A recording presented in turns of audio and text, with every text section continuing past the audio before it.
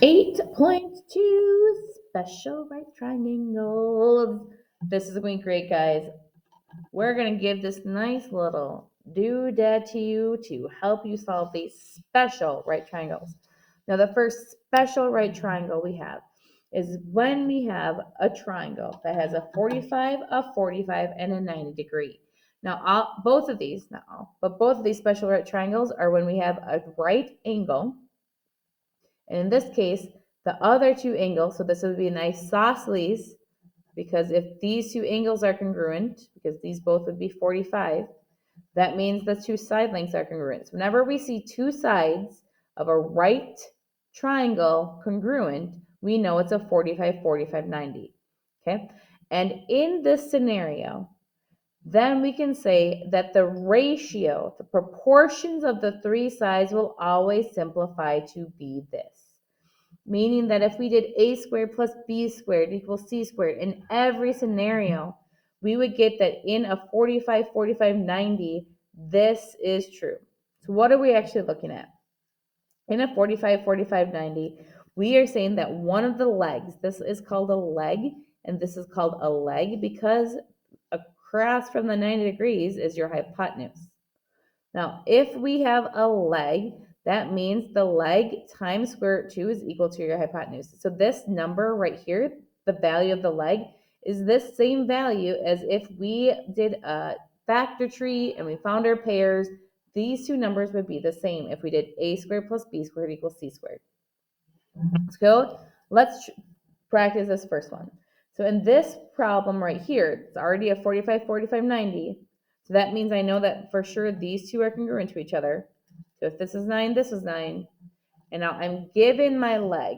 So if I want to figure out the hypotenuse, so straight across my 90, the hypotenuse is my leg value, which is equal to 9, because that's the leg, times square root 2. So h, because that's the value right here, is my leg value, which is 9, times square root 2. And that's my answer. Bing, a bada, a boom.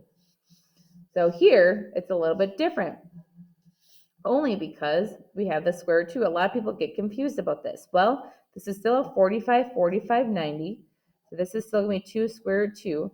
And if I'm looking for this x value, that's my hypotenuse I'm looking for. So this is still how I find it. So my leg, so it's 2 square root 2. This right here is equal to your leg times square root 2. That's equal to your hypotenuse. So this in this case will be equal to x because it's your leg times square root 2. But now you have to simplify this. So 2, and then I can multiply square root 2 times square root 2, which would give me my square root 4. Well, I know that square root of 4 is 2. So 2 times 2 is 4. So this would be my value of x. So when I simplify this equation right here, this is equal to 4. Now, when I look at problem 2 at my 45, 45, 90. So again, these two are congruent. Now this time I'm given my hypotenuse. And if we go back to this cheat sheet that we got going on here, I'm looking for my leg.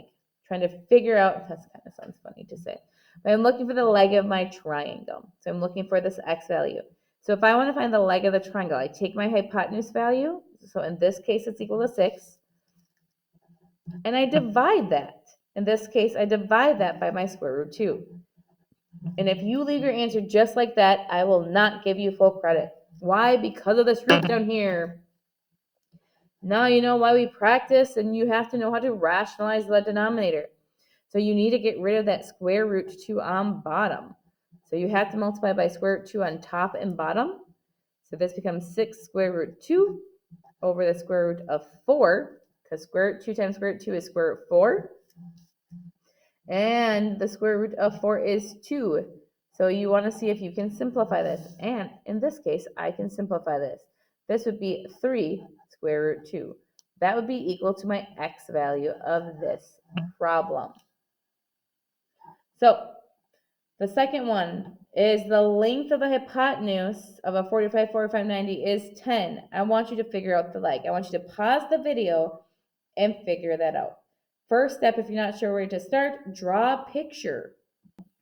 So your answer should have been 5 square root 2. Same type of problem up here because we're given the hypotenuse. It's their hypotenuse divided by square root 2. Hypotenuse divided by square root 2 will give you your leg. Now you have to rationalize that. Again, you cannot leave your answer like that. So if you rationalize correctly, you get 5 square root 2. Now the other special right triangle that we have in this section is a 30, 60, 90. So again, these ratios that we have in this right triangle, these always come about as if we were to solve these using the Pythagorean theorem. And if we were to solve these using the Pythagorean theorem, these ratios stay the same in between the numbers. Now this is a triangle that's a 30, 90, and then this angle over here is 60 degrees. Now, when you're looking at this, when you're looking at your cheat sheet, and these are the different things that we have to have. We have to have a short, a hypotenuse, and then a short and a long. When you're looking at your picture, straight across from your 90 is always your hypotenuse.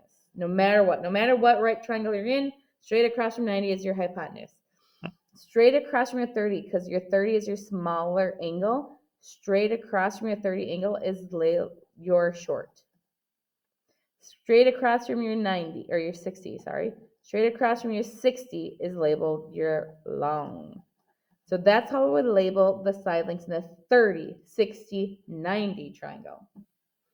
So now this question is asking for x and y in simplest radical form. First, you have to be able to label the information on your triangle. If I see a 90 and if I see a 60, that means this angle over here is a 30. Now if I label my sides, across from my 30 would be labeled my short. Across from your 90 is always the hypotenuse. And across from your 60 is labeled your long. So now if I go back to this cheat sheet, I have my short value. So if I have my short value, I can take my short value, times that by 2, and have that equal my hypotenuse. So in this case, I can do 12 times 2 and have that equal my hypotenuse, which my hypotenuse in this case is x. So x is equal to 24. Now if I'm looking for my long value, so here it says equal long, I can take my short value and times that by square root 3. That will be equal to my long. So I can take my short value and times by square root 3, that's equal to my long. In this case, my long is equal to y, which would be 12 square root 3. So those two would be my answers.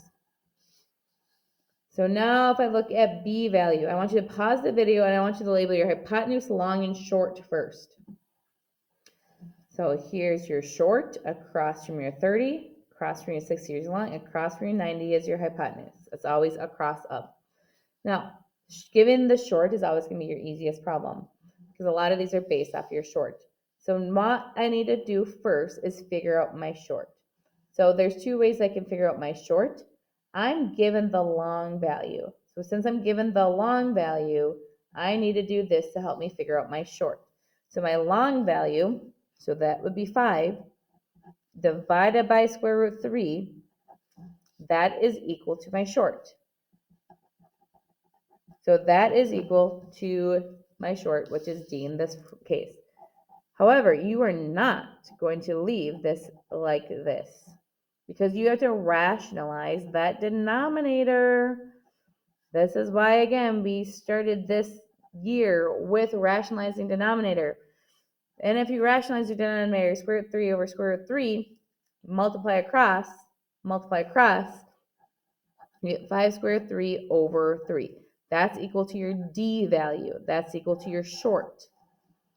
And now that we have our short, we still need to figure out our hypotenuse. So our short for our hypotenuse is short times 2 equals hypotenuse. So 5 square root 3 over 3 times that by 2. So this is kind of like the same thing as 2 over 1.